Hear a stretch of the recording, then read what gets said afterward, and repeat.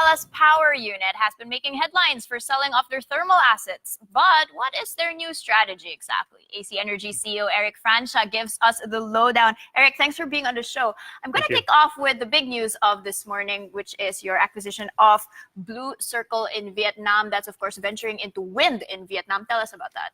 Yes, well, first of all, Blue Circle is a regional platform. It's a regional development platform with about 1,500 megawatts of pipeline across Southeast Asia. So this covers not only Vietnam, but it also covers Thailand, Cambodia, Indonesia, and the like. So we're very excited about this partnership. We tend to work well with these developers who have both the capability, track record, as well as the pipeline. So that's part and parcel of our regional expansion strategy. And doubling down on renewables. You're already in Vietnam, but in the solar part, you've also just done another, I think, a EPC contract for solar farm in Vietnam. Yes. Why are you looking at Vietnam in particular? Well, Vietnam is at a stage where the government is pushing for renewables, and it's creating an environment which encourages a lot of investment in renewables, particularly in solar and in wind. There is a good feed-in tariff for both solar and wind. We think the country needs more supply. The demand growth there is registering 8+% per annum, and they just have 1 or 2 years worth of reserves. So you can imagine the pressure for the country to build up their capacity. They've shelved aside their nuclear program. Coal is harder and harder to build, so the way to go for a country like Vietnam is more renewables, and we're going to be active players in that space. And how does doing business in the renewable space in Vietnam compare to doing business in renewables here in the Philippines? Well, we saw the benefit of the feed-in tariff regime, which is an incentive for developers to invest in projects. We had that in the Philippines about 4 years ago. That's why you saw a massive buildup of renewables, over 1,000 megawatts across the 4 technologies: solar, wind, biomass, and hydro. We're just seeing that in Vietnam now. So it's early days in Vietnam. So, and we thrive in this environment where there's a strong government push, and they make it investor friendly for you to execute your projects. We do have local partners. It's not going to be easy for a company like us to operate in a local market like Vietnam. So one of the strategies that we have is to have strong local partnerships. Now let's talk about this new energy mix. I mean, you've been very clear on saying that you want to exit your thermal assets. How much of that are you planning to exit? You had a 50% renewable space. What's your plan there? Yes. Well, we are not necessarily exiting coal per se. We want to achieve a balance. Right now, if you look at our operating plants in 2018, it is almost actually 50-50 in terms of output. Our renewables are slightly less than 50% of output relative to thermal.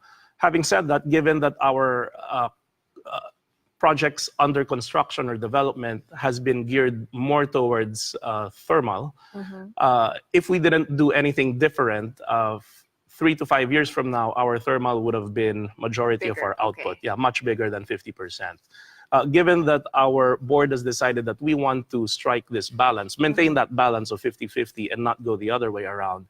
So it serves 2 purposes. One is by selling down our future thermal projects, we get to help with that balance. And number 2, we raise the capital to invest more in renewables, both onshore in the Philippines as well as in terms of our regional expansion. But is that just a diversification play in terms of source, or is it also a revenue generating play because you're going to be investing in renewables that might come online, in the longer term? Absolutely. It's both.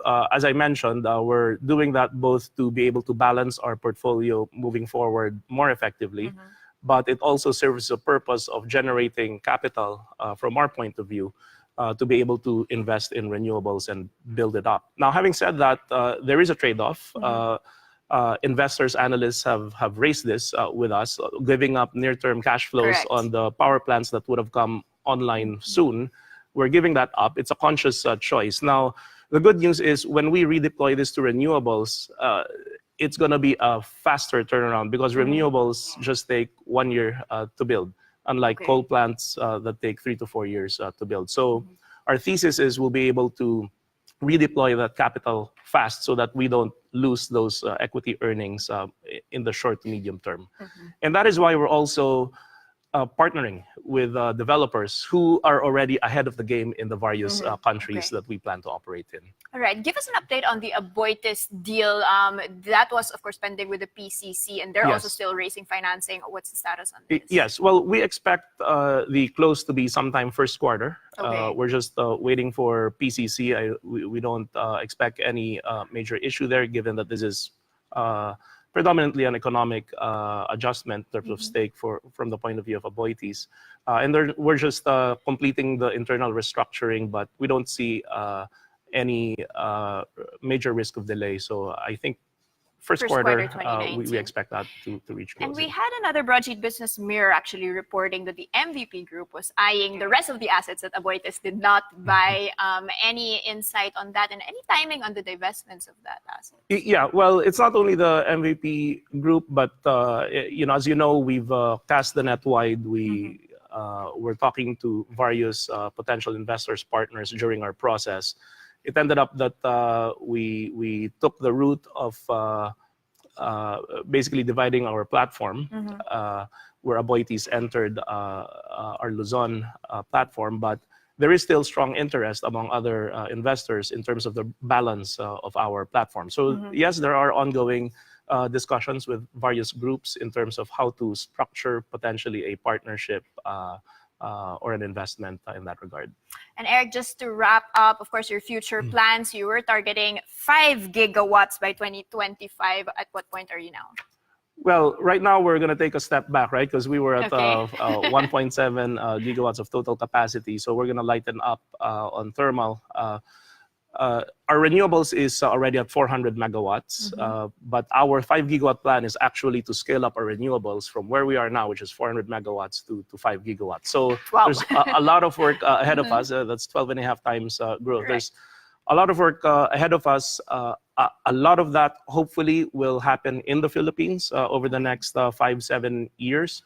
But a lot of that must happen also overseas. And that's why partnerships like the Blue Circle will help us achieve that aspiration. Oh, very interesting times for Yes. AC Energy. Thank you for Absolutely. that update, Thank Eric you. Francia, CEO.